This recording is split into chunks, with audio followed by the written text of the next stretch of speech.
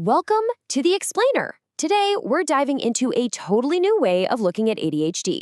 We're going to talk about rewiring our understanding of it, not as a deficit, but as a unique and seriously powerful operating system for the brain. Okay, let's just jump right in with a number that really stops you in your tracks. According to some groundbreaking research by Dr. Russell Barkley, severe untreated ADHD could potentially reduce your life expectancy by as much as 13 years. I mean, just let that sink in. That's a bigger impact than smoking or obesity. So right away, we know this isn't just about being a little scattered. We're talking about a serious condition with profound consequences if we don't understand it properly. But it's not all doom and gloom. Not at all. The story doesn't end with scary statistics. As Dr. Hallowell, the co-author of the book ADHD 2.0, wrote, the real key here is to shift our perspective, to move away from this idea that something is broken and move toward an understanding of difference and, of real potential. To really get there, though, we first have to cut through a lot of misinformation. So let's start by tackling the three most common and honestly most damaging myths about ADHD. Okay, first up is this idea that ADHD is just some childhood thing that kids eventually grow out of. But the reality, for most people, it's a lifelong thing. And what's really interesting is that for a lot of people, the symptoms don't even really become a problem until adulthood, when, life gets more complex. The demands of a career or a family, they just overwhelm the old coping strategies that used to work. All right, next up is the lazy label. Oh man, this is a big one. It's so easy to look at someone who's struggling to get a task started and just think they're not trying hard enough. But the ADHD brain isn't lazy. It is constantly working overtime. It's like a popcorn machine that you can't turn off. So the problem isn't a lack of energy or motivation, not at all. It's the incredible difficulty in directing all of that energy to the right thing at the right time. And that is exactly why just dismissing ADHD as some minor quirk is such a huge mistake. When it's not managed well, that constant internal struggle can lead to some really devastating outcomes. Things like addiction, job instability, and, like we saw at the beginning, even a shorter life.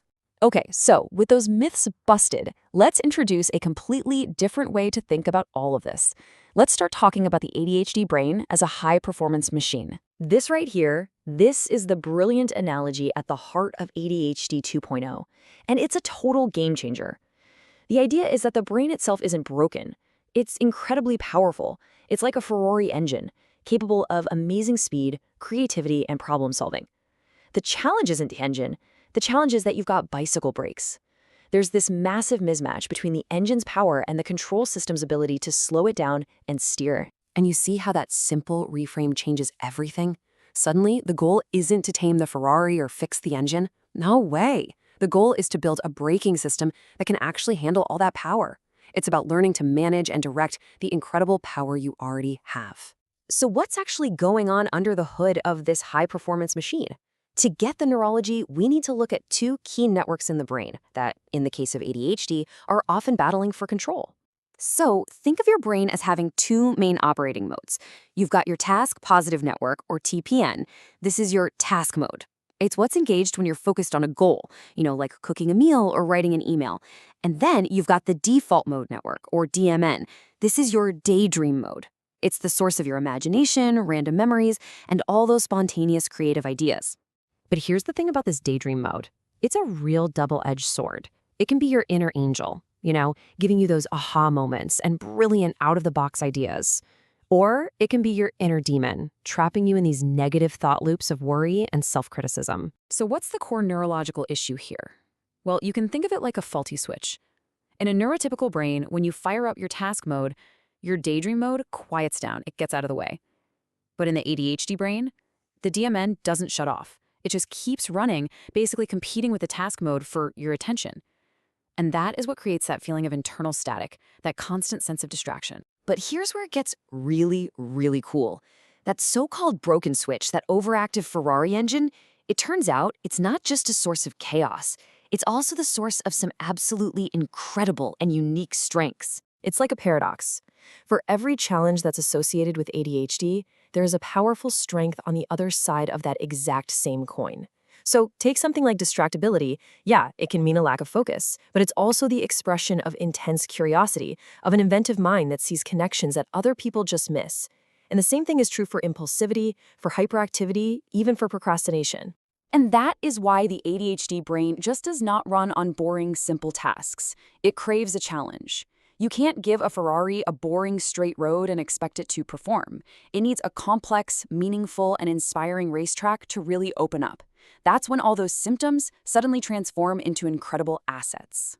So the big question is, right, if you've got this Ferrari engine, how in the world do you upgrade those bicycle brakes? Well, the ADHD 2.0 model lays out this really practical toolkit that's all about lifestyle adjustments, not just medication. And it really boils down to 3 core pillars. First, connection. Positive human interaction, it's like a vitamin for the brain. They call it the other vitamin C. Second is structure. This means building external systems, lists, calendars, routines, to act as the guardrails for your powerful brain. And third, movement. Physical exercise is one of the single most effective ways to instantly boost your focus and mood. And the great part is, you can start building these breaks today with really simple actions. For instance, just a brisk 20-minute walk isn't only good for your body, it can give you an immediate focus boost that's actually comparable to some medications. And using alarms and lists, that's not a weakness or a crutch, it's just smart. It's how you build the racetrack that lets your Ferrari run at top speed, safely. So we'll leave you with this final thought. If you let go of this outdated idea of a disorder and instead embrace the concept of having a high-performance brain, what becomes possible? What could you achieve if you stopped trying to fix your engine and instead just focused on learning how to drive your Ferrari? When you do that, you don't just manage symptoms. You unlock a potential you probably never even dreamed was possible.